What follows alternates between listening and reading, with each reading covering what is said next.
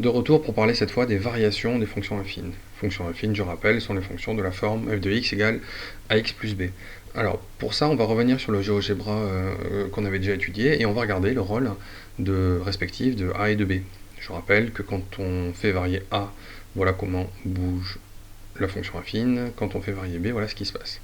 Alors, puisque nous nous intéressons aux variations, les variations, dans le langage courant, c'est dire ça monte ou ça descend. Dans le langage mathématique, ce sera c'est croissant ou décroissant. Et quand on regarde les rôles respectifs de A et de B, on s'aperçoit qu'il n'y en a qu'un seul des deux qui a un rôle dans la variation, c'est le coefficient A. Et plus précisément, si le coefficient A est positif, comme ceci, la fonction est croissante, voilà ce qu'on dira, sur R tout entier, c'est-à-dire qu'il n'y a pas de variation cachée, elle reste avec la même pente tout le temps, donc si A est positif, f est croissante sur R, si A est négatif, f est décroissante. Il y a le cas un peu pathologique de A égale 0, on l'a déjà vu, ça veut dire que la fonction est constante. Quant à B, lui, il n'intervient pas. Donc les variations vont dépendre uniquement du signe du nombre A. Voilà ce qu'on va écrire en partie court tout de suite. Donc, on y va. Si A est strictement positif, f est croissante sur R. Croissante sur R. Si A est égal à 0, bon, ça arrivera très rarement, f est constante sur R. On dit sur R parce que ça veut dire que ceci est vrai tout le temps, pour n'importe quelle valeur de x. Si A est strictement négatif, f est décroissante. Décroissante sur R. Alors ça, voilà, ce sont des phrases pas très faciles à écrire. Il se trouve que pour les fonctions, on a une méthode d'écriture qui s'appelle la méthode des tableaux de variation, que l'on verra de manière plus générale dans un autre chapitre, mais qu'on peut commencer à entrevoir ici. On va, dans un tableau, simplement dire par des flèches ce qu'est le comportement de la fonction. Donc là, on est dans le cas où A est strictement positif, la fonction f est croissante, ça veut dire qu'on va faire une flèche comme ça. Simplement une flèche qui monte, pour dire la fonction est croissante de moins l'infini à plus l'infini, il n'y a aucun problème.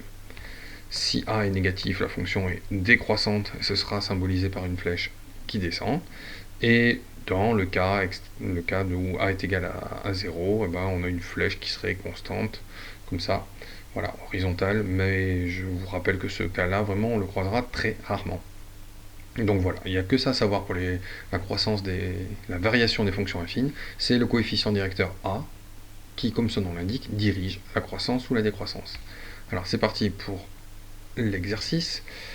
Donc dans cet exercice, on vous donne des fonctions qui sont des fonctions affines. Hein. Elles ne sont pas toutes présentées de manière optimale pour des fonctions affines, mais ce sont que des fonctions affines. Et il faut observer si elles sont croissantes ou décroissantes, ou constantes. Je vous montre pour le premier que j'ai déjà fait, donc pour f de x égale 2x. En l'occurrence d'ailleurs c'est moins 2x, tiens j'avais fait une erreur, on va le corriger. Donc c'est moins 2x.